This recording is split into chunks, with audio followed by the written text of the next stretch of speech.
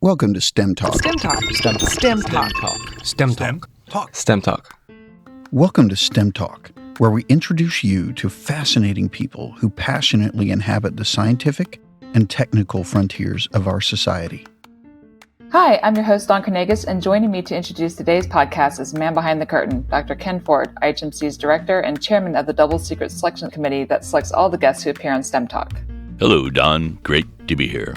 So today we have a great conversation with Dave Feldman, and Dave is the founder of the Citizen Science Foundation, which is a nonprofit established to support projects and research that promote collaborative efforts across the spectrum of disciplines, both inside and also outside formal scientific institutions. Dave has a background in software engineering, but his journey studying the effects of nutrition on his own metabolic well-being led him to a world of self-experimentation and a passion for communicating science. Before we get to our interview with Dave, we have some housekeeping to take care of. First, we really appreciate all of you who have subscribed to STEM Talk, and we are especially appreciative of all the wonderful 5-star reviews. As always, the Double Secret Selection Committee has been continually and carefully reviewing iTunes, Google, Stitcher, and other podcast apps for the wittiest and most lavishly praise-filled reviews to read on STEM Talk. If you hear your review read on STEM Talk, just contact us at stemtalk@ihmc.us to claim your official STEM Talk t-shirt.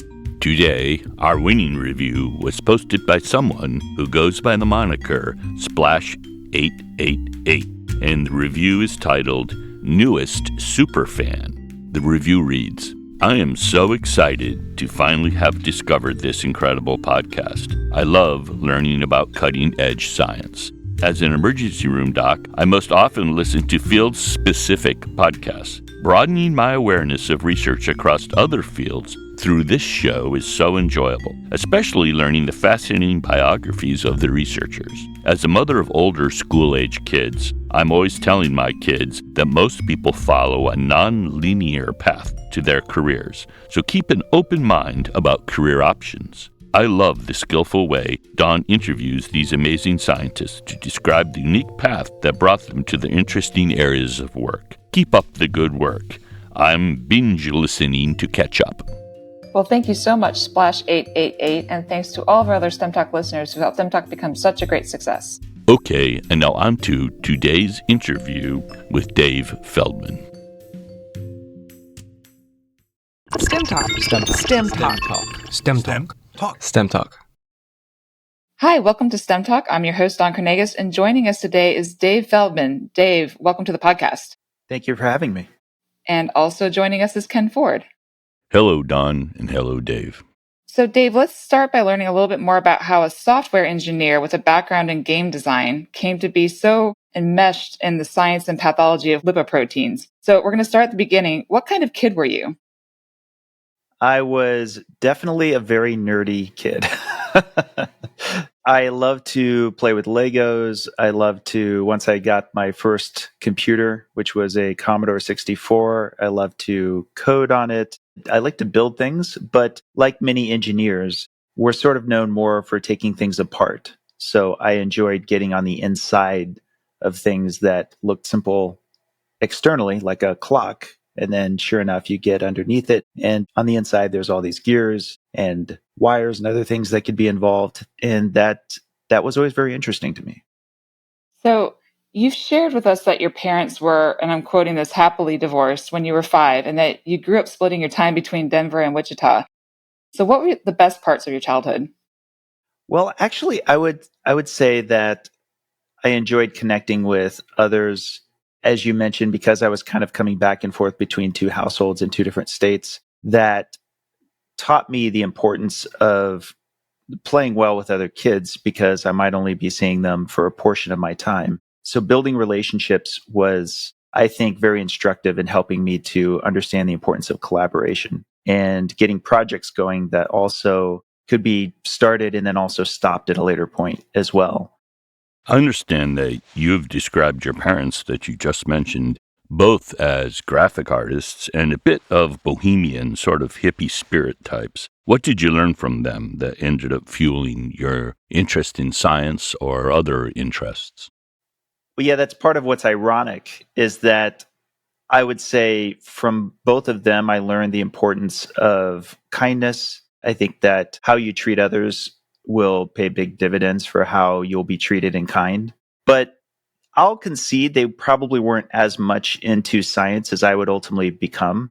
One of the things about understanding engineering, especially at a physical level, is getting a sense of how science can explain physics, for example. Getting back to the clock, you care about things such as friction. But at the same time, I appreciated their approach to finding out things that are in the unknown and better understanding how to pursue that and keeping that wonderment alive, that sort of curiosity. That's something that I've loved about both my parents, is that they've always been curious spirits. I think that's wonderful for a child to have parents that are inquisitive and curious, and it typically transfers to the child as well. Earlier, you mentioned that you took great comfort in taking things apart, and that seems to be a common theme, actually, among some of our guests. And you mentioned the you called it a cherished Commodore 64. I remember my first computer outside of the military was a very early Apple II, before they came assembled. It was way. I don't think it was called Apple II then, but it was like a motherboard and you bought parts. And so I understand the excitement of those days, loading the game programs from a cassette tape. I don't know if yours worked that way. There weren't disk drives yet. The floppy drives weren't around yet for personal computers. No, I was doing exactly the same thing. That was just the one way in which you could record and keep data for later. There was an adapter that I would buy, which you could adapt in a just a normal commercial cassette tape player. Mm-hmm. And it was exciting to me that this was even a thing, that I could repurpose what was normally recording voice for recording data instead. And I had to understand how this magnetic tape could contain these ones and zeros that would become so important for me to retrieve later. And yes, once the floppy disk drive came, I was in heaven because I thought, wow, this has got so much more data that I can now store and retrieve. Yeah, same experience here. The sort of marvel of it all. And do you remember the sound the cassette tape made? It made this weird sort of data sound when you actually listened to it in an audio frequency. It was unintelligible, of course, but it had this strange sound. But those were very exciting days for computers. And somehow these little pathetic computers, I think mine was 48K boosted to 64K with an extra board, seemed so exciting compared to the big mainframes that I was dealing with and the computers in the military. These seem to have so much promise and so exciting. It really was an exciting time in that the concept of personal computing seemed so foreign at first to everyone. And all of a sudden it was, wow, we could have the power of what these companies that we're usually paying them money to do for us right here at home. Something like word processing, which we take so for granted now. Just being able to type something that then is stored in some electronic fashion, right, that you could then distribute in some electronic fashion was revolutionary in the 80s to be done at home. And it's kind of neat to just reflect back on not only that time then, but just how fast technology has moved in such a short span of time for all of us in our lifetimes. Mm-hmm. Right. The first word processors I remember were uppercase only on my machine. And you had to get different hardware to get the lowercase distenders, the lower pieces of the letters. It was an interesting time. So Dave, your early interest in computers also came about in a time that predated the internet. So what did you learn in those early days? And I'm just guessing things like learning to write code and building games and exploring bulletin board systems. Is that right? That's right. So you would go and meet other likewise computer geeks. Often there would be what you might call back then meetups, but they were like regular weekly sessions. And I'd started hearing about this BBS that everyone was getting excited about. It's bulletin board systems. And you really could say this was the precursor to the internet. What you would do is you would get a modem on your own home computer that would call via phone another computer that was stationed at somebody's house. And they would have their computer set up so that it would be waiting for phone calls. And then they had a modem on their end. And once the call was connected, and it's the same sound you're probably used to from AOL back in the days, then suddenly you were connected to that computer and you could access things on that computer, but usually with some kind of program that was set up to handle that. And that was a bulletin board. And the bulletin board system was the software that we were all connecting with. And then we could write a message and then post it, knowing that other people who were going to call in later would see what we posted. And those were the earliest versions of chatting. And it was electric. We were all excited, except the problem was it could only take one call at a time. So we would regularly be checking to see if the line was open so that we could log in. And then in order to manage it, you would only get a certain amount of minutes that you could be on any given bulletin board system for your account per day. That was the very earliest stages, I would argue, of this precursor to the internet. And as you've mentioned, this was all back in the early 1980s, and you said you didn't have ready access to computer science curriculum until high school. And of course, high school computer science courses typically contain almost nothing that a computer scientist would recognize as actual computer science. So it's a good thing then that you like self-directed learning, it would seem, I'm guessing. So how did you engage your interest in programming? Well, that's where it gets fascinating. I didn't really take a lot of computer science courses either in high school or in college because I actually enjoyed the self-directed learning more. I wasn't good about structured learning. I like many engineers, I'm a kinesthetic learner, which is I learn a lot more by doing, and I kind of want to go at my own pace. And while that's very commonplace now, there's a lot of internet courses and so forth where you can kind of set your own pace and learn at your own speed. This was not how things were done back then. So it was great to be able to get a book and then actually be able to acquire the software or other tools myself and learn on my own. And that's pretty much what I had been doing since the first time I had a hold of a computer. I liked to trial and error my way through many different things.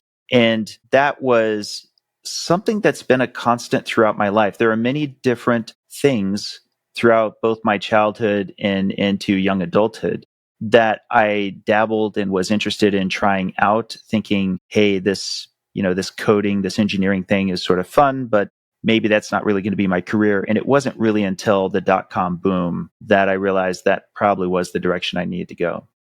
It would seem that your interest in self-directed learning that we've been discussing, in addition to helping you learn about computers and particularly about programming, also has really enabled your current interests in your current work just as well. We'll return to that shortly in our discussion, but it seems that same style of learning, as you mentioned, has been sort of a theme for you throughout your life. Absolutely. And I have to say, it is a skill, like so many other skills. You get used to working on your own toward goals that interest you, recognizing what limitations come with that. When you don't have somebody there that's, for example, filling in a lot of gaps of the foundation that would typically come with structured learning, then that can be a con, but it can also be a pro. There's downsides, obviously, in that you might have holes in your knowledge from what might be more typical of the introductory direction. But by the same token, and this kind of gets down to some foundations of science, by the same token, you might also get biased by a number of existing assumptions that come with structured learning. Mm-hmm. And so there's something kind of nice about coming from the outside and not having a lot of these preconceived notions, such that you have a little bit of fresh eyes on That's the new true. thing you're approaching. I think that's true. And you picked early in your life one of the ideal things to learn that way, which is programming. Maybe not computer science in an academic discipline, but programming is an ideal thing for the person with the right attitude and the right outlook for self-directed learning, because every program you write is an experiment in a sense, and you get feedback quickly on your experiment. So I think that kind of topic really was an ideal first go around for you and learning something on your own. And then you applied that same sort of attitude and spirit to other things. Absolutely. So Dave, speaking of skills development and kind of thinking about things outside the box, in terms of hobbies, you mentioned that you were a bit of a runner and that you also enjoyed forensics. And when we say forensics, this is a kind of competitive storytelling, not the criminal science version that might first come to mind. Can you tell us a little bit more about that? Yes. So first on the running front, that was a bit later in life and was with the influence of my now wife. She had kind of gotten me into running. I am by no means very competitive on that front. We'll have to come back to that later. But definitely during high school and college, I enjoyed what is typically called forensics there. Now, normally when you hear forensics, you think of CSI, forensic pathology, and that's not what this is. Forensics is kind of, if you don't know it, it's an interesting competitive storytelling and or competitive debate. But it's what a lot of us in school were coming together for and would then visit other schools. And so, for example, you might have, let's say, a 10-minute comedy that's like a one-man show. You actually get a piece of material. It has to be published material, maybe from a play, something like that. And like a one-man act playing multiple parts, you are then playing the different parts. You have 10 minutes to do it. And a judge is taking down notes that they're going to give you later. And you're up against, say, 4 or 5 other competitors in the same, I forgot what they were called at that time, session or something like that. And you do this for several different rounds. And then you might break into finals if you had the highest judging scores of those of your competitors. And then eventually you might win awards. It was great in many respects because it taught me some degree of discipline. It also sort of rewarded that self-directed learning because we're not all doing the same thing. In fact, your selection process of what you chose to read and perform was a lot more up to you, which was great. But then there's the other component, which is in that same forensics discipline, is debate. And forensic debate is very popular in both high school and in college and does teach you to interact. You have to collaborate with your debate partner, but also you have to be good about making a case and defending your case. And this, really drew forward the importance of critical thinking. So I learned quite a lot from forensic debate and really appreciated what it brought to me. I can see that would be very helpful throughout your life, and even dealing with technical subjects and colleagues and teammates working on a project, your ability to express your ideas clearly and in the structure of an argument as opposed to in the structure of just assertions. It's frustrating when your colleagues on a team, passionately make assertions, but there's not an argument. It's just an assertion, and so that I think that must have been helpful to you. It absolutely is crucial to anticipate rebuttals. If I'm going to make an assertion, just like you said, if I'm going to make a claim, the sky is orange, I should already be anticipating what the pushback is going to be. If I can go out and double check my own work, oh, actually the sky is not orange, and I anticipate people are going to be pushing back on it. It may seem self-evident to some degree, but I believe any good scientist, for that matter, should anticipate they should be the best critic of their own work. They should know what the best arguments are against what they're wanting to assert because they've built that muscle in their mind of thinking critically about their own work most of all. Right. And you have to do that when you're constantly facing debate, when you have to hold up a proposition and do your best to defend that proposition, knowing full well what will be argued against it. Because in a way, you already are doing it yourself. You already are your opponent inside your mind. And that allows you to better structure and understand and present your ideas. Right. I think that's just as important as being ready to deflect a rebuttal, is to be able to express your ideas in a form that rises to the level of an argument as opposed to just a barefaced assertion. So, Dave, you initially attended film school at Colorado University at Red Rocks, carrying on a passion in your family of movies. However, I understand that your side hustle of doing contract software work at night sort of overtook your original plan to graduate and move on to the movie business. Is that right? Yeah, so it was the Joint CU Red Rocks film program. It was a great program. I loved it. It was a fascinating contrast, though, because while I was interested in possibly pursuing this, and not many people know this about me, that there was this phase where I was interested in becoming a writer-director. I'm taking these classes and there's all these starving artists on top of instructors that many of which had gone to Hollywood or some other place where they were trying to shoot film. It didn't work out for them and they had come back and said, well, this is the one thing I can do is I can at least teach you all about it. But just so you know, it's very difficult. It's a very difficult business to be in. Contrast that with in the evenings, I had so much development work. I not only could write code, as I was mentioning from earlier, but I had gotten into a lot of what at the time was big, which was multimedia. There was director, I think it was Macromedia director at the time, and Flash. Flash was kind of coming up big, but also lots of other tools that worked with video. And again, all of these things we take for granted now, but just being able to make something that's interactive, where you could feel like you were immersed into a program where you're clicking one thing or another and lots of interaction takes place around it. That skill was very valuable, and it was paying me really well, such that it became harder and harder to justify trying to work my way through film school. And instead, maybe I should stick to this software development because it just seems to keep paying such large dividends for the time I'm putting in. So this takes us to 2008, and this is when you moved to Las Vegas to work in what was the lucrative gaming platform business. So while it was financially rewarding to help create platforms that allowed people to, and this is just an example, play blackjack on their phones and chat with other players while doing so, you said that wasn't really personally fulfilling. But what did you learn from that period?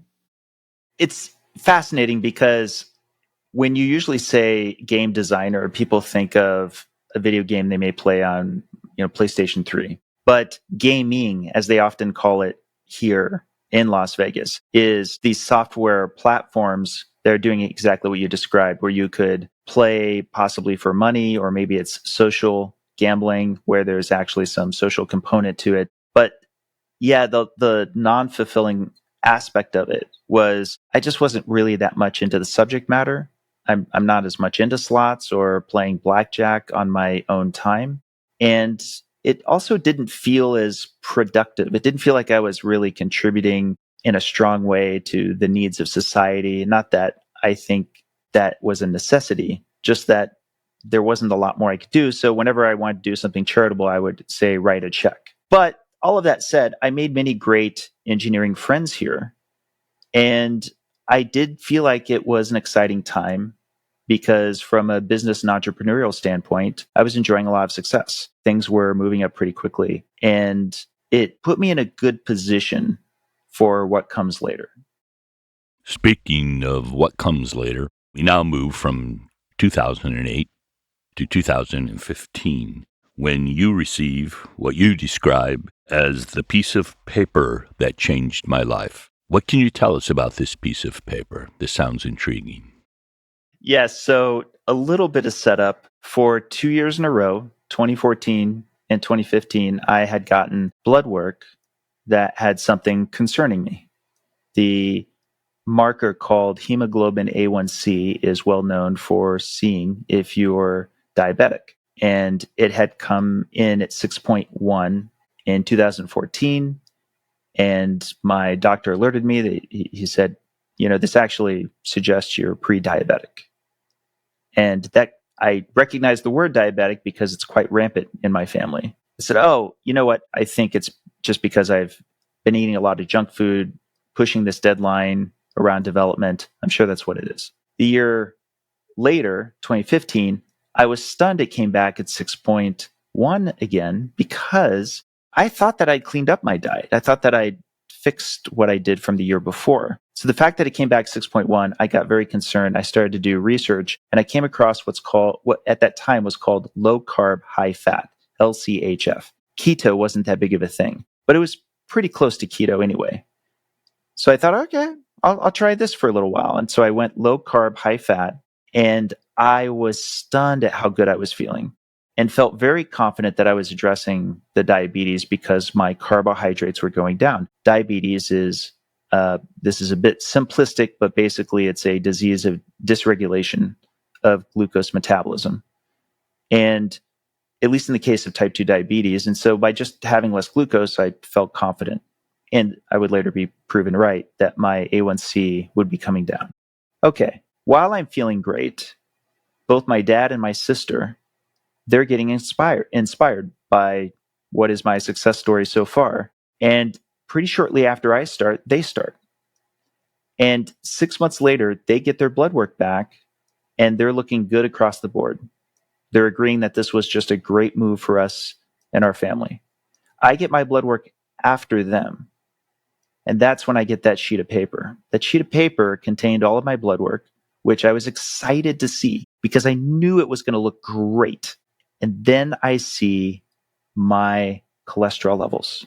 My total and LDL cholesterol had almost doubled, a little more than doubled, I believe. I averaged an LDL cholesterol of around 120 to 130, which, if you know anything about it, this LDL cholesterol, which is sometimes called the bad cholesterol, it's supposed to be under 100. That's the recommended level. And so my doctor would occasionally nudge me on the 120 to 130 that he'd prefer if it were a little bit lower. But it had now jumped to around 240. And that just made my heart sink. At that point, it was very intense for me because I couldn't understand why. Why would my 2 first-degree relatives not see their cholesterol jump up as much as I did? Why was I the one seeing this massive rise? And that's a day I'll never forget. It was November 27th, 2015. And I decided I would go ahead and get a second test because maybe it was just a lab error. Maybe there was just something that happened with the sample. So I ended up getting my second test about 2 weeks later in December 9th. But between November 27th and December 9th, I become obsessed. I can't focus on code anymore. I can't focus on hardly anything. I have to understand how this is possible. And so I start reading from scratch everything I can around lipidology, the study of lipids. Basically, it's the science around cholesterol. And this weird thing happens where I'm both very depressed, almost as if somebody had died. Like I'm just stricken with fear, while simultaneously massively curious, because the more I'm learning about this system in our bodies that moves around cholesterol, the more it looks like a network, the kinds of networks that I've worked on my whole life in engineering. A lot of the principles I was just talking about with bulletin board systems that would ultimately apply to the internet. The internet, likewise, has a massive array of objects interacting with each other. That is the system that has cholesterol ride sharing alongside it. So these 2 weeks, I'm actually losing weight because I'm just eating less.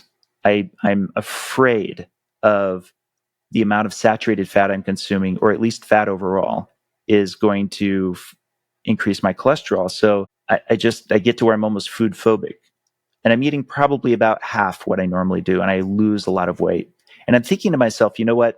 This next test will be a great test, because if it really is all about this consumption of fat, particularly saturated fat, I know that I'm eating so much less. And if that's true, then my cholesterol should, at a minimum, stay the same, but probably drop. I finally get that test. And no, it had gone up. It had gone up another 100 milligrams per deciliter. My LDL was now, I want to say 330, 340. And my total cholesterol was 425. And this may shock you, but I may be the only person ever to have experienced some amount of relief in seeing that new lab. The reason is because right in that moment, I knew that there was more to the story. I knew that it's not that simple, that it's simply the saturated fat that was driving up my LDL levels. There had to have been something metabolic that was changing around these lipid levels. And that's the true launching point, was that December 9th test. That's interesting. Did you check LDL-P or ApoB at the same time, at that time? I did. That was the first point in which I started to get what's known as an NMR, or nuclear magnetic resonance test. For your listeners, that's a test that does go a bit further than a standard lipid panel, which is what I was getting, and what probably most of your listeners are getting. The NMR actually breaks out these different particle numbers. So LDL-P, which is what you mentioned, is the vehicle for which LDL-C, which is the cholesterol, is found inside of. So LDL particle count is considered by many lipidologists to be a much better marker for cardiovascular disease risk than LDL cholesterol, because you can have a low level of LDL cholesterol, yet have a high level of LDL particle count. So that's a low amount of cargo of the cholesterol, high amount of LDL particles. Naturally, I'm hoping that my LDL particle count is lower, but it wasn't. My LDL-P is likewise much, much higher. And my ApoB, which is the major protein that's on top of that particle, which we may get into, that also was a lot higher. So just to further give reference, I'm now talking about my having lipid levels that are in the top 1% of the population. So understandably, this would be very concerning to any clinician, especially a lipidologist. Yes, for sure. And there are a group of people that, under the same circumstances as you described, their LDL-C, unlike you, doesn't really rocket up, but their LDL-P does. And that's why I asked. I know several people, you would know their names. Their LDL-C didn't experience what you experienced, but when they were really seriously doing a ketogenic diet, their LDL-P doubled and sort of got their attention. Yes. And to be sure, I want to qualify that while we may be talking about the mechanism I'm positing for why I think this happens, I always try to take a moment to disclaim that we're still in the area of theory. For sure. So, as I would always say, continue to work with your doctor. Much of what I may be describing might give some comfort that this may not be as concerning, but it's still a developing hypothesis. Absolutely. If you don't mind, I'll go ahead and posit what I think is going on. I believe, and this is what was kind of, I guess you could say, taught to me through my series of experiments that would follow, is I would, after that December 9th, and for the next 2-3 years especially, I would continually take my blood and track methodically all of the food I was consuming. And I noticed, first things first, that there was a pattern similar to what I just described to you. The less I consumed, the higher my cholesterol levels went. The more I consumed, even in this ketogenic diet context, the lower my cholesterols went. And I found that to be very curious. And over time, I started to think, well, actually, maybe this is reflecting how much of the lipids are liberated. The lipids being the fat that I'm now powered by, since I'm not being powered by carbohydrates. And maybe that's what also explains why the LDL cholesterol seems to go up and down with it. So this was the beginnings of what I now term the lipid energy model. And so if I'm going to summarize it, here's what I think is happening. I think for folks like me, and not for my dad and my sister, I am a bit leaner and a bit more metabolically healthy. They would concede this, by the way. I've gotten their permission to admit this. Leaner, more metabolically healthy people just simply were not taking on a ketogenic diet or even an Atkins diet until it became popular. Before, it was folks who were a lot more, say, obese and overweight who would just try anything and therefore might try Atkins. So some of those folks, they might see their LDL cholesterol hardly move. Maybe it'd go up a little bit, but oftentimes it would drop, especially if they were very overweight.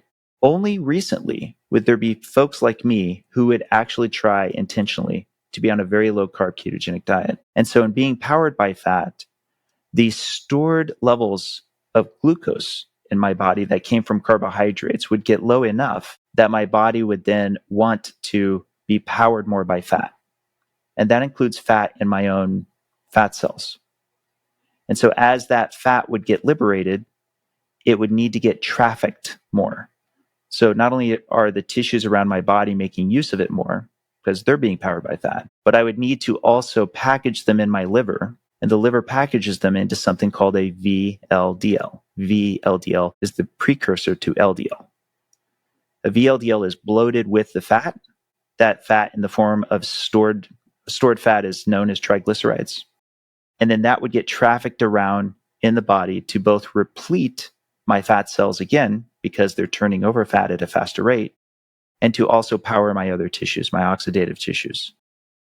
And so in short, I posit with this model that we need to use more of these vehicles.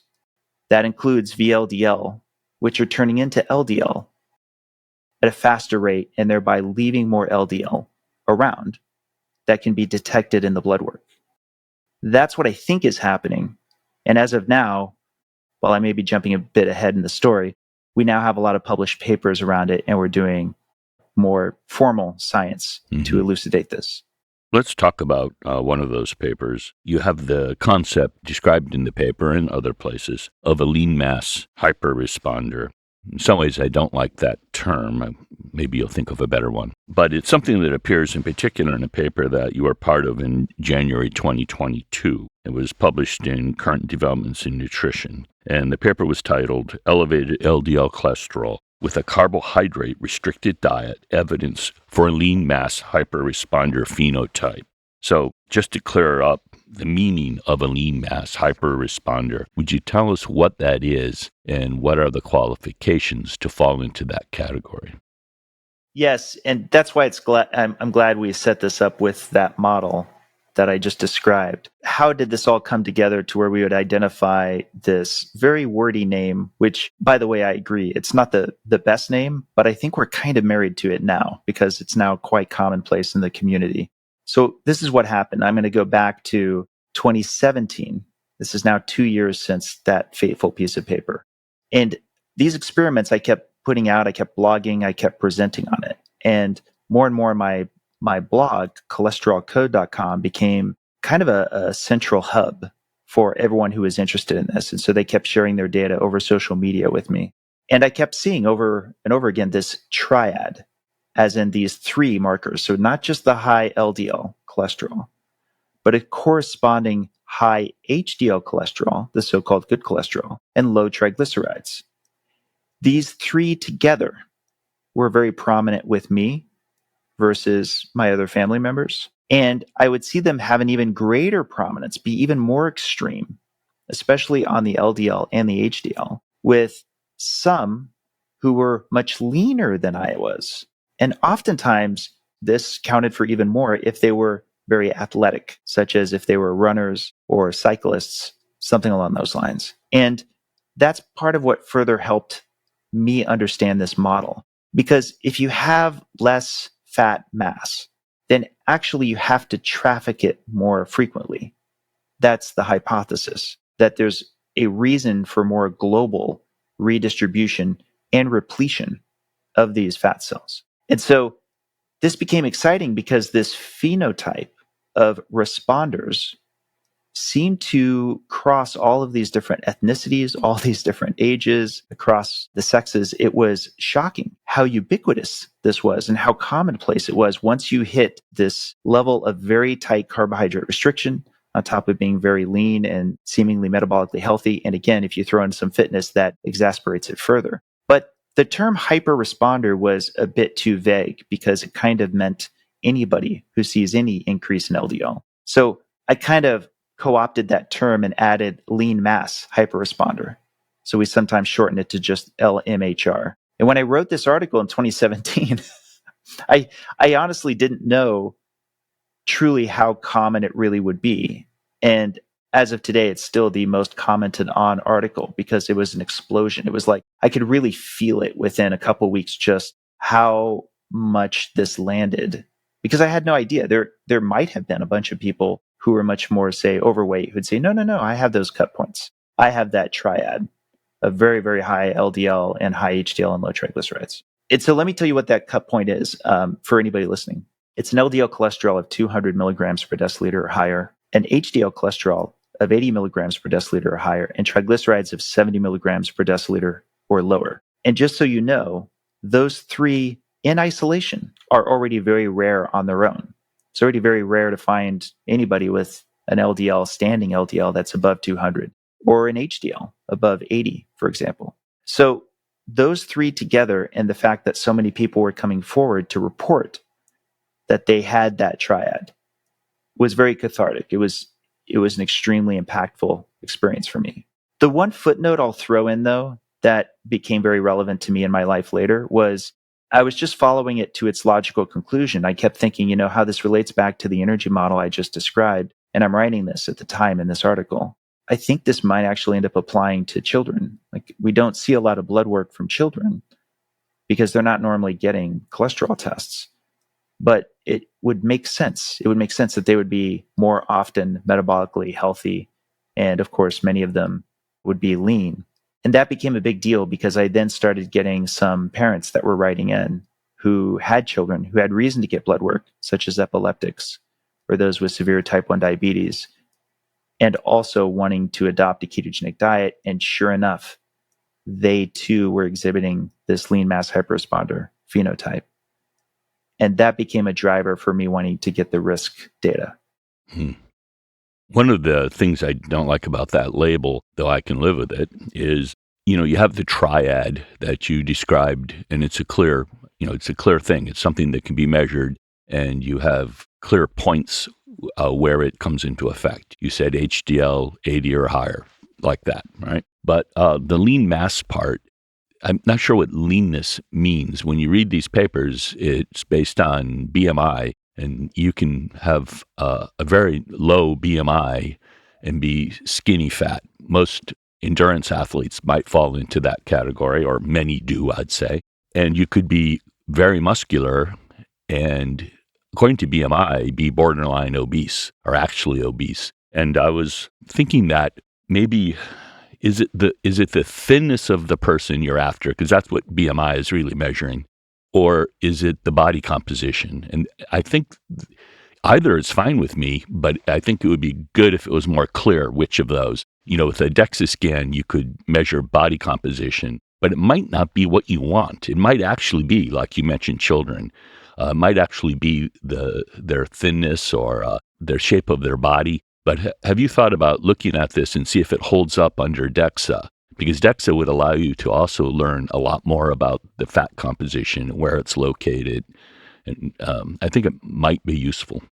Oh, I want all of that data. I would I would love to just have a large pile of money that I could put out for lots of deeper granular analysis of these lean mass hyperresponders. But no, it's really just those 3 cut points and my acknowledgement that it's an observational title for the phenotype. And for what it's worth, there are many such of those in science. Take atherogenic dyslipidemia, which is nearly the opposite. Atherogenic dyslipidemia is characterized by having low HDL cholesterol and high triglycerides with a preponderance of small, dense LDL particles. Now, those are the 3 criteria, but there's not actually a criterion for the atherosclerosis.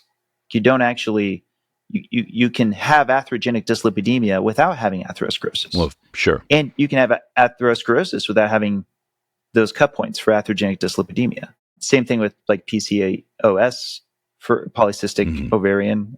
Another one would be metabolic syndrome. Metabolic is descriptive, but there's actually not technically a metric within those 5 criteria that is specific to metabolism. It's just observational that it does seem to be, impactful towards metabolism. So to be fair, believe me, in 2017, I wish I could go back to the 2017 me and then like workshop titles a bit more. But yeah, this really was one of those kind of grassroots science-y things where I genuinely did not know in July of 2017 just how meaningful my article from then and my designation of this would become relevant to me in 2024. No question.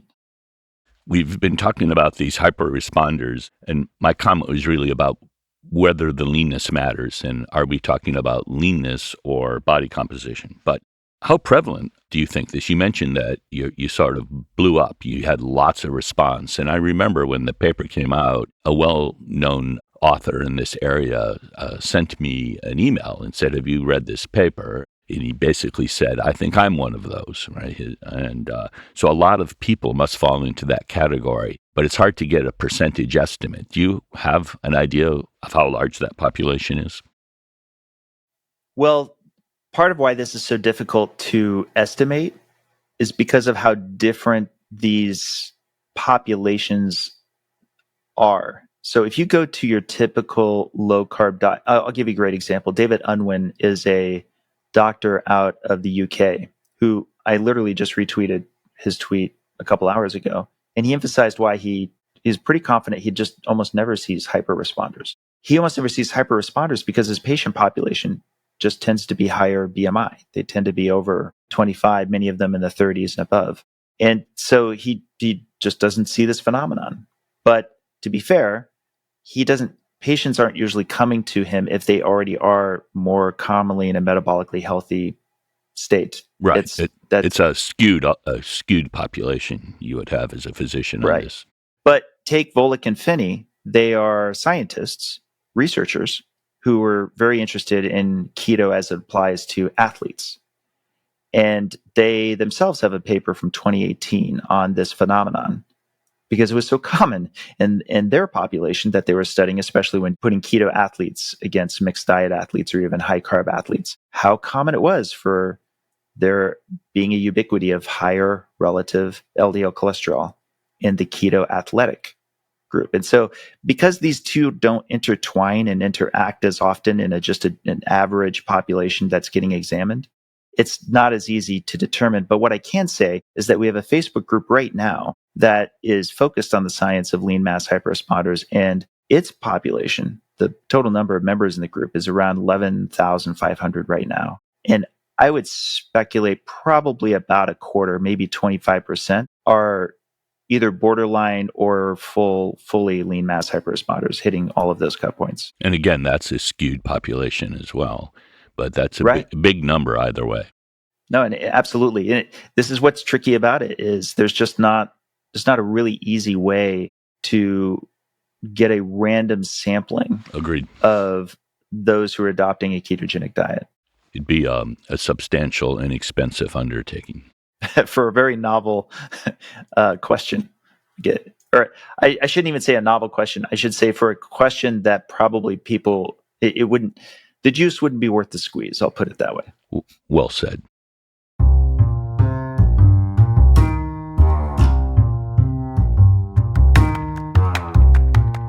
STEM Talk is an educational service of the Florida Institute for Human and Machine Cognition, a not-for-profit research organization investigating a broad range of topics aimed at understanding and extending human cognition, locomotion, health span, resilience, and performance.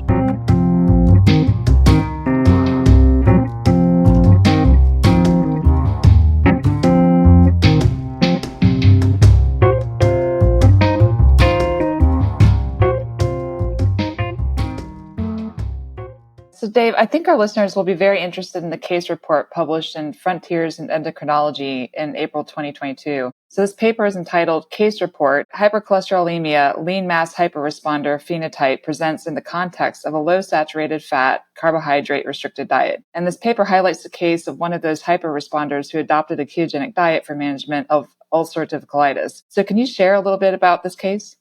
Yes, it was great that we were finally able to put a case report out there specifically, and especially one for which there was this level of detail with not only their diet, but also regular lipid testing and getting a CT angiogram at the levels that the patient was at, that they were bouncing between 400 and 500 LDL. Remember, I just mentioned that my own LDL was in the top 1%. For this patient, their LDL is comparable to somebody who has the genetic disease homozygous familial hypercholesterolemia, which is a 1 in a million.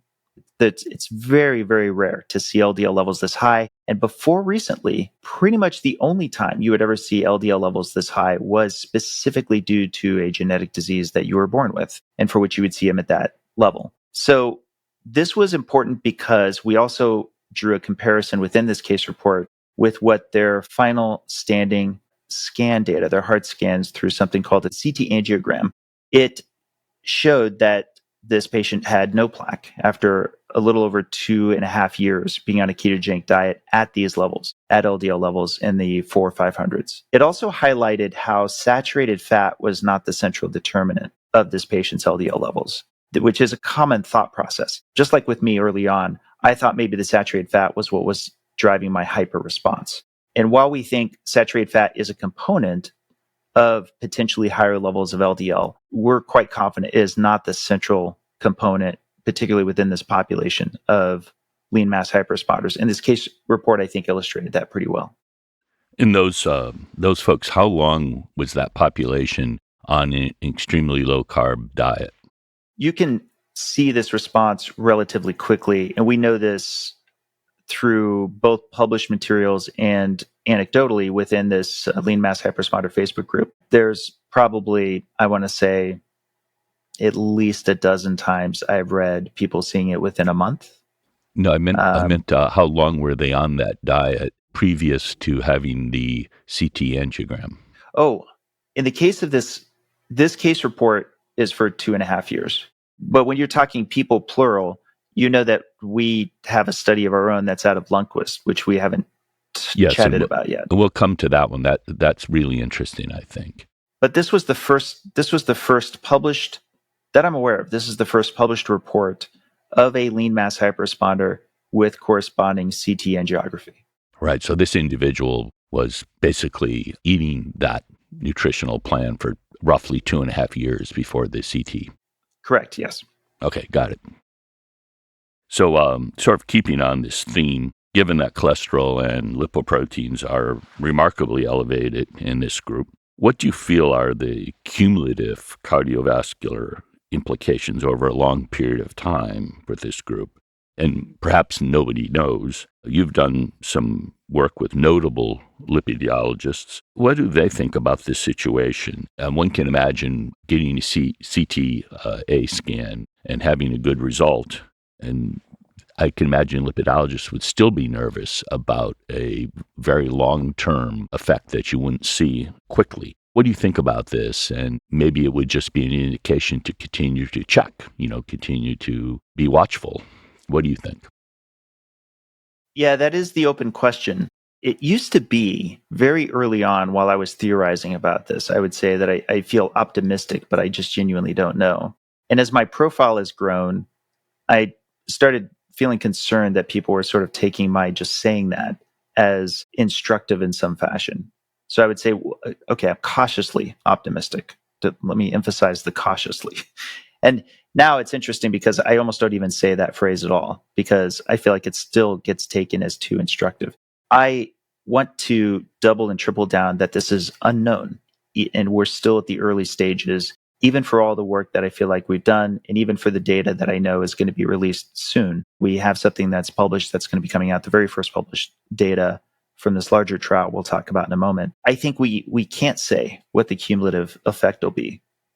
We do know that there is some heterogeneity in even the population that have familial hypercholesterolemia.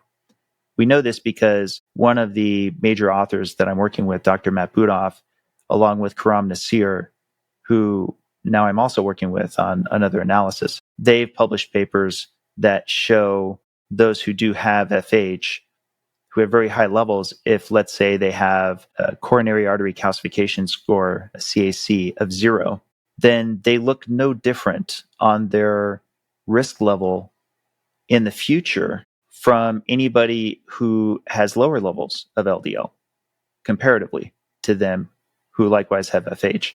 Now, they would qualify, but that changes if there is a positive CAC score. So if you have a CAC score that's not 0, that's above that, then it does get a bit more predictive. But the problem is, because there was nearly half that had a CAC score of 0 and it wasn't predictive when having follow-up time, this already starts to say there's just probably a lot more to the story than high LDL alone can be extremely determinative on what your atherosclerotic risk is.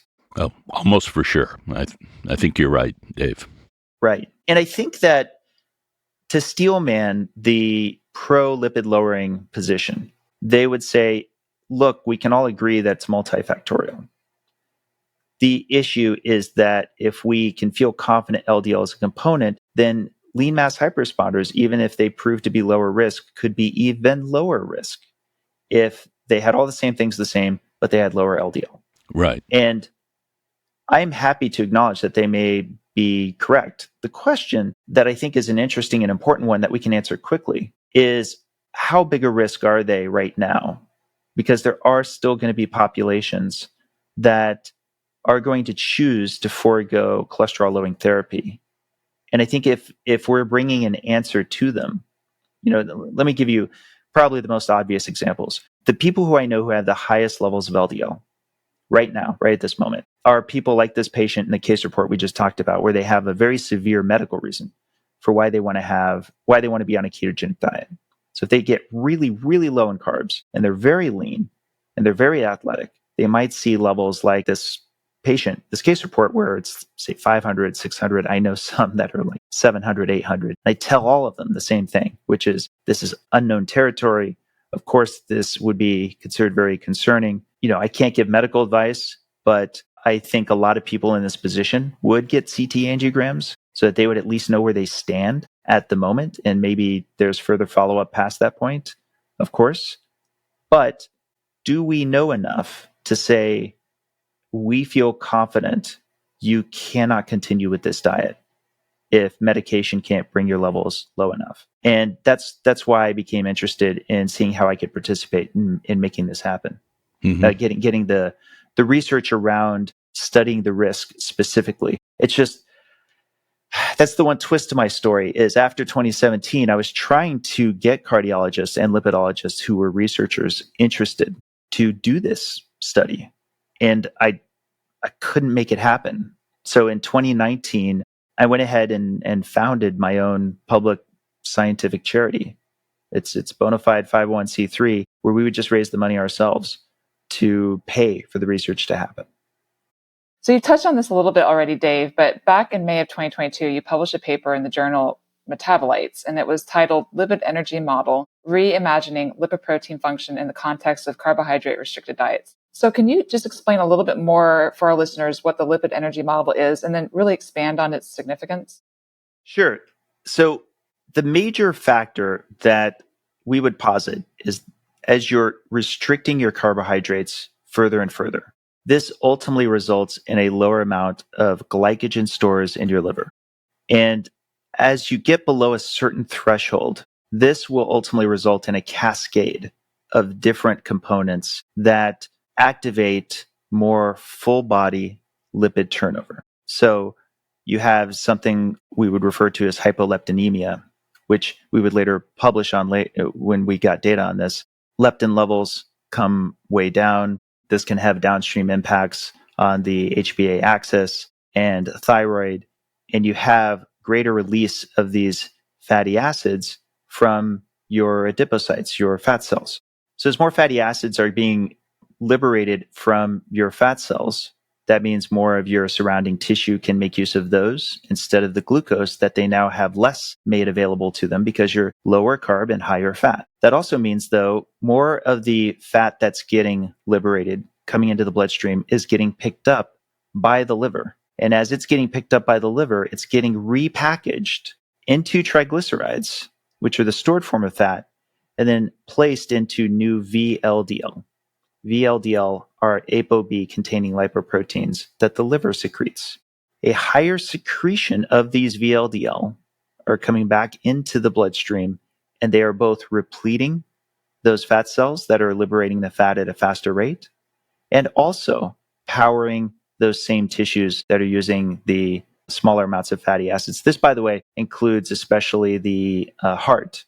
Cardiomyocytes, the cells of the heart, in particular, really like triglycerides off of lipoproteins. And they draw a lot of power off of those in particular. So, in effect, you don't just become a fat-burning machine, you become a fat-circulating machine. And if you're metabolically healthy, then that's why this has to work with a larger amount of trafficking. It's a bit more of a network of movement for these carrier proteins to move this fat around in bulk. That's a good explanation. One of the other things I found interesting about the paper published in Metabolites is how quickly that journal reacted to the submission. The journal says it was submitted in 19 April, reviewed, then revised, then accepted, and then published all in 30 days. I was a journal editor long ago, and maybe because of the advent of the internet, internet was not used for reviews then, but FedEx. However, that's unbelievably fast. So they must have a tremendous staff or a team of reviewers because I can't imagine getting it even reviewed in 30 days. So that's remarkable. Yeah, we're pretty proud of that paper. It's one of the most read papers they have. And we were going to be we love being transparent, and we were going to be transparent with the reviewer comments, which was approved by all within. But there's almost no way to say this without it coming off as kind of a humble brag. But our concern was that the reviewer comments were positive to the point where it might look like we were doing that on purpose, like we were trying to kind of, signal. But it was well received. And thus far, I have to say, one thing that I kind of take as its own signal is we haven't had any challenge. We've not had a single letter to the editor that has found a corrective point to put forward. This isn't to say that I don't think there aren't many more things we need to do to improve on the model, or that we may have gotten some fundamental aspects of it wrong. But we've intentionally reached out and brought this paper to many lipidologists, some of them fairly big names in the field. And I've been impressed that there's quite a lot that's been acknowledged thus far implicitly. So, Dave, another paper that we'd like to touch on by Dr. Isabella Cooper was published in December 2023. It's a study in Frontiers in Endocrinology titled Thyroid Markers and Body Composition Predict LDL Cholesterol Change in Lean Healthy Women on a Ketogenic Diet, Experimental Support for the Lipid Energy Model. So could you please share with our listeners the methods around this paper and then also the findings that were reported in this paper by Dr. Cooper? Yes, and I'll concede of the papers we published that one I hadn't looked at in a while, and so I am this is more kind of an edit comment. I'm hopeful that I don't get anything wrong, but I'm going to try to quote it from memory. I know this is one I should have anticipated and should have had the paper in front of me, but give me just one sec. I'll see if I can summarize it in a way that I'm pretty confident. So this was a fascinating paper in that it was adult women who were already historically on a ketogenic diet and then had an intervention to intentionally bring up the carbohydrates, and then actually a further intervention to bring them back to the ketogenic diet. And it was tracked very methodically all the way through. Really fantastic work, because it was already anticipated by the lipid energy model that we would likely see an association between how much their cholesterol levels would change based on their existing leanness and metabolic health. And that's what those data showed, is that those who had lower BMI, the leaner they were, the more likely their LDL would go down. It would tend to be starting at a higher amount and then would go down at a higher magnitude than those who were not as lean. But of special relevance to us was also on the thyroid. And we saw that while BMI was predictive, free T3 was also very predictive. How low free T3 went associated very strongly with the change in LDL cholesterol. But the two of them together were extremely predictive, extremely correlative. So, Dave, earlier you mentioned funding and self-funding and setting up a 501c3 to essentially almost crowdsource funding for research. I think that's exciting. And in 2019, just to give it a name, you founded the Citizen Science Foundation. Could you talk a little bit about the challenges you must have dealt with in establishing a public charity dedicated to propelling scientific research? I imagine it was harder than you first thought. Not-for-profits always are harder than they look on the surface. Can you elaborate on this? No question. It's so much. Anybody who's considering it definitely recognize that it's a lot of work. But I think the part that many don't realize is just how much uncertainty there was around all of this. I didn't know if this would work at all. As I'm putting together this charity, I'm not sharing with anybody what I'm doing, because I wanted to do it all at once. I wanted to announce what we were going to try to do, which was to raise money for this study. And hey, now we have a charity that can take your donations, and it's a bona fide 501c3, so your donations are tax deductible. But I don't really know how many people are going to reach into their pocket and actually put out money. I came from the world of technology, and while things like Kickstarters were exciting, usually you get something, like you get a game that you help to fund. You're a Kickstarter, so you get one of the first devices that came from the Kickstarter, or maybe you're helping to fundraise for an independent movie, and therefore you get tickets to come see the movie. This was unlike anything I'd ever heard before, because I wanted to go to the community and say, I need at least $50,000, because I think it'll be $2,000 per lean mass hyperresponder when I bake in the pricing for the CT angiograms and everything else. So I need at least 50,000. And actually what I really want is 200,000. Well, one of the pieces of advice that they give you for Kickstarters is don't ask for anything more than 50,000. That's already a limit. That already feels too far away for the people who are contributing. Make 50,000 to be your scope, and then maybe everything else is a stretch goal. And here I'm saying not only are you not going to get a toy or some kind of product, but we're getting data. And we've never done this before. So we're going to organize a study. We're going to work with a bona fide research center. So that'll be all on the up and up, but we've never done this before. This is brand new. Put your trust in me and your dollars to try to put this together and make it happen. And I genuinely didn't know once I got into that Houston stage whether I was going to end up with $5 or $500 or $5,000 by the end of the day or by the end of the year. Had no idea. That does sound like a daunting undertaking with lots of uncertainty, but I'm glad it worked out. And following up on that, describe how you came to partner with the Lundquist Institute at UCLA. I think that might be an interesting story. Yeah, we were looking around for how we could best assess development of atherosclerosis with lean mass hyperresponders. And pretty quickly, we realized the best test was CT angiography. Doing these CT angiograms yielded very high resolution. They've gotten so much better in a short time. So it used to be that to get a CT angiogram, you had to experience as much as, say, 20 millisieverts of radiation. As a frame of reference, year-to-year living, a year of life, just doing nothing at all, you get about 3.5 millisieverts, give or take, from the sun and from background radiation. A mammogram, I believe, is something like 0.5 millisieverts. And a chest X-ray is, I think, a lot less than that. So it's a substantial amount of radiation dosage. And now they're down to where I myself have had 2 CT angiograms, and they were 2 millisieverts each. So it wasn't a big ask to see if we could get participants for the study to get these CT angiograms, given how much resolution they have to detect not just calcified plaque, like we discussed earlier, like a CAC, but also non-calcified plaque at a spatial resolution of 1 millimeter or even less in some cases.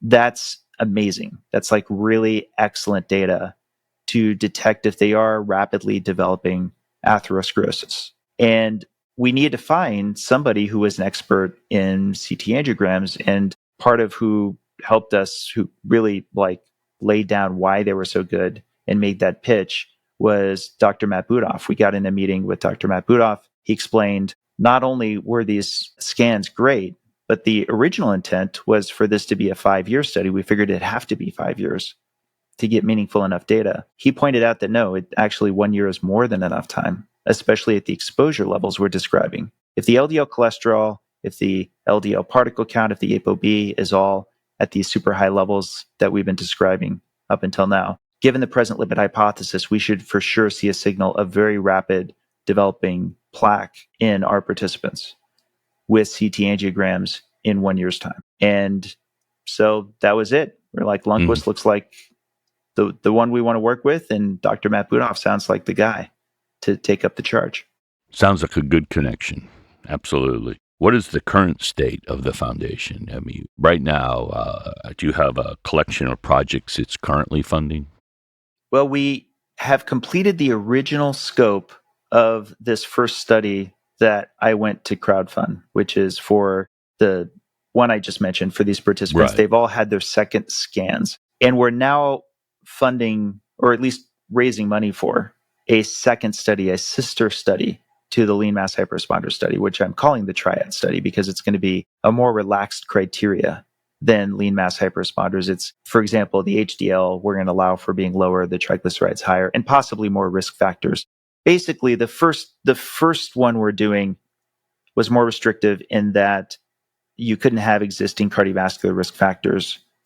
It already was difficult to get through an IRB to say we're going to study these folks who have very high levels of LDL cholesterol who are refusing treatment to find out how high risk they are. And I think we now have enough data that we can go back to these same IRB and say, we now want to do a trial on folks who are more at risk than our original, studies participants. Makes But sense. that also makes it more real world. It makes it more likely, that's a larger population you would see. Apply to more people. So following up on that, how do you see the foundation evolving, and how would you like it to evolve? I would really love to just see this model play out all over the place, not just with ours, but with others, because crowdfunded science is bringing us answers we're just not likely to get otherwise. Because there's pretty much, and I was told this early on, there's pretty much two channels to research funding. One is, of course, the coveted NIH, which is government funding, but you're kind of at the whims of whatever they determine is worth funding, or some form of business model related funding. There has to be some company involved. There has to be some interest, and typically that means there's some product that's going to get sold. So when pharmaceutical companies are interested in a drug, it takes a lot of money to get to that first pill that's ready to go to market, and therefore a lot of expense, but there needs to still be something that has a return on that investment. And by definition, our return on investment is data and nothing else. We're trying to just get good data to get to the answers. And so I think that we're proving this works. We did succeed at crowdfunding. That 200,000 I told you, we've raised much more than that since that announcement. And we've, I think, managed to achieve pulling this off through a lot of good graces. For example, we have no admin overhead. We don't take any money personally. Nobody gets compensated who's a part of this organization. The only overhead we have are for third-party services like credit card processing or hosting or something like that. But that allows us to correctly advertise that it's practically like a tunnel. You're donating to us, which goes straight to the research. So, Dave, I know you touched on this a little bit earlier, and I also know that you're eager to share some news about a study that your team has just completed on 100 lean mass hyperresponders, in which subjects received a CT angiogram to establish their baseline coronary artery status, and then another one a year later. So could you describe the findings in terms of atherosclerotic plaque in your group compared to the Miami Heart Study group, and also just talk about the findings of that study in general? Yeah, I'll have to kind of set the stage a little bit more, because the study that I've been describing up until now, the initial one we've crowdfunded for, which I'll just call the lean mass hyperresponder study, its original endpoints were longitudinal and just against themselves. So there's no control group. It's 100 scans on those meeting our eligibility criteria. So 100 of them all getting one scan, and then getting a second scan 1 year later against their own timeline. So whenever we fly them to Lundquist, they get their scan, and then they're scheduled to come back a year later to get their second scan. And then we look at a population level at what their plaque differences are. And as we were starting this, we knew it'd be difficult to get a control group that's attached, because it's actually very difficult to find folks who are metabolically healthy, lean, and do not have this hyper response, which frankly seems to be supporting the model, is that it's so hard for us to find a control group. But even a mixed diet control group was basically non-existent at the point that we were planning this. So that's an important piece of information, in that another amazing cardiologist, Karam Nasir, was at that time starting to conduct what's known as the Miami Heart Study. And the Miami Heart Study, in that study, they have 2,400 participants, much more than our 100, but they're only getting a single scan. So it's cross-sectional. And then they follow up. Well, that's fine. I am still excited about the prospect of being able to do a match analysis, where we actually take our initial 100 scans and look at them against a matched control group out of the Miami Heart cohort. And that's what we were able to do. That's what this first analysis that got reported on was able to accomplish, is once Karam Nasir, who's the principal investigator of Miami Heart, was able to authorize the sharing of their data with Lundquist, the statistician within Lundquist then went forward to see if she could put together a match, and indeed was able to put together an excellent match. Basically, of our 100, there were 80 that matched the age requirements of the Miami Heart cohort. Ours was more liberal. Theirs was a bit more restrictive. And so of those 80, once that was isolated, she would then go see if there could be a randomly acquired group within the Miami Heart cohort that could become the matched control that as closely as possible matched age, matched ethnicity, matched cardiovascular disease risk markers, etc. And it's extremely tight. It's very impressive. The average age was 55.5 in both. The ethnicity is a perfect match across the way. The blood pressure, inflammatory markers, they're all like nearly identical. It's extremely close. Probably the most notable difference is the BMI is lower for our group, but that's not surprising, which kind of bears back to the model and so forth. But also both groups had very high HDL cholesterol, lower triglycerides. Our cohort was a bit more pronounced, which isn't surprising. But here's the important part. The LDL indeed was very different by design. The LDL for the matched cohort is 123, which, as I mentioned earlier, is like right in the average. The LDL levels for our 80 for this match analysis was 272. So again, we're well into the top. We're actually in the top 10% of the top 1% of the population. And the average time for our cohort is 4.7 years. So 4.7 years, an average LDL of 272 milligrams per deciliter. And once the match was done, the plaque was not statistically significantly different between both cohorts. Interestingly, the cohort from our study, the lean mass hyperresponders, actually trended toward lower plaque overall. There were more that had zero plaque than the Miami Heart group, and there were less that had plaque in double digits. I believe ours had total plaque score of just one that was in the double digits, whereas they had, I want to say something like 4. Now, I want to immediately follow up by saying there's still not a statistically significant difference, and therefore people shouldn't overinterpret that, because the only reason it's relevant information is if it was trending in the opposite direction. I think many would assume that the lean mass hyperresponder cohort may not show a statistically significant difference in plaque, but they were on their way. Like that was already in the works. So maybe that they would be lower risk, but even so, they were already showing a breakaway from where the Miami Heart cohort came in. So that's kind of a bit of a summary, but that was the first glimpse ever of a decent sized number of these people that I've been speculating on for 8 years now, that I'm one of, and what their corresponding plaque levels would be at baseline, at least, and how that would compare to another baseline group that's in a typical mixed population, but also with likewise low cardiovascular risk markers. That is interesting. Will the results be published soon? Yes, it's actually, in fact, it's funny. I thought there was a chance it might be published before this took place, before we were recording, but I'm pretty sure by the time this is released, it'll be out and published. Oh, that'd be great. So all this said, you've managed to bring your love of film back into your life through the documentary that you're working on. So can you tell us a little bit about that? Yeah, it's pretty exciting.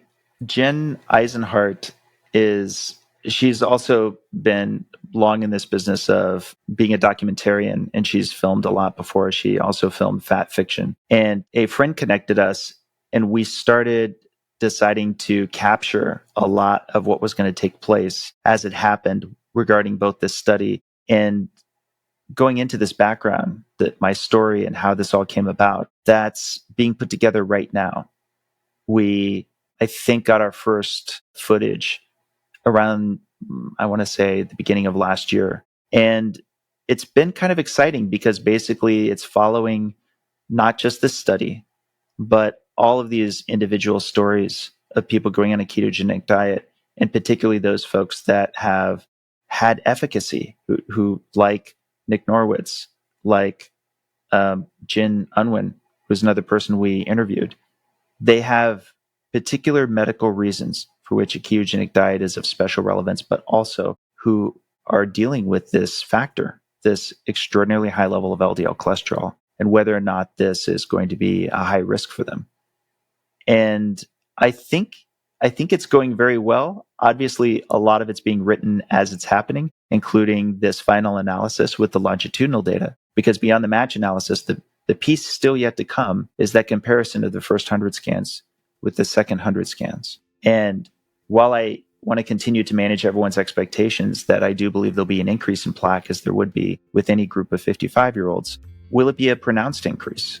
Will we see the kind of levels that we would expect with the lipid hypothesis? Well, this documentary is capturing that in real time, including these findings. All right, so we're going to close our time together by asking the obvious question every film student should be asked. Your favorite film is the 1995 crime classic, The Usual Suspects, directed by Bryan Singer. So we're going to ask you to defend your choice. Yes, I really enjoyed that film for many reasons, because I think it is a great example of setup and payoff, which I think all the best films, all the best stories really can. You've probably heard of Chekhov's gun. Generally speaking, if you're a very careful storyteller, you are excellent at rewarding the audience over and over again for not only the setups they see, but the setups they don't. And I think The Usual Suspects does a really good job. Without spoiling it, there's almost an entirely different experience in watching the film the second time around, because now you're watching more for those things you might not have noticed the first time. Well, that's a fantastic answer. I'll have to check that film out. I think I haven't seen a film in a movie theater since the original Star Wars. I think it was 1976. I found the audience unbearably rude. So that this would be a film to watch, I think, on a computer. I'll concede it hasn't aged well with regard to both the director and one of the actors in it. But if you can set that part aside as a piece of film work, it's quite excellent. Sounds interesting. Well, Dave, it's been fantastic chatting with you today about the work you're doing, and thank you so much for joining us on STEM Talk. Thank you for having me. Absolutely. I appreciate it, Dave. STEM Talk. STEM Talk. STEM Talk. STEM Talk. STEM Talk. So that was such a great conversation with Dave. I really think that the work he's doing with Citizen Science Foundation is a really interesting avenue to pursue. And I really do believe that the Foundation's collaborative spirit is refreshing and something that's really needed in this field. I agree, Don, and I hope the Foundation continues to be impactful. It's off to a good start. We certainly need more research funding opportunities beyond only those provided by the government.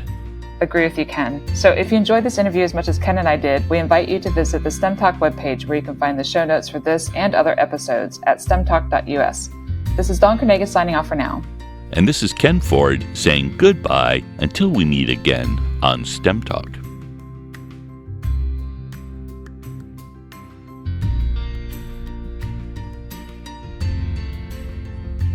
Thank you for listening to STEM Talk. We want this podcast to be discovered by others, so please take a minute to go to iTunes to rate the podcast and perhaps even write a review. More information about this and other episodes can be found at our website, stemtalk.us. There, you can also find more information about the guests we interview.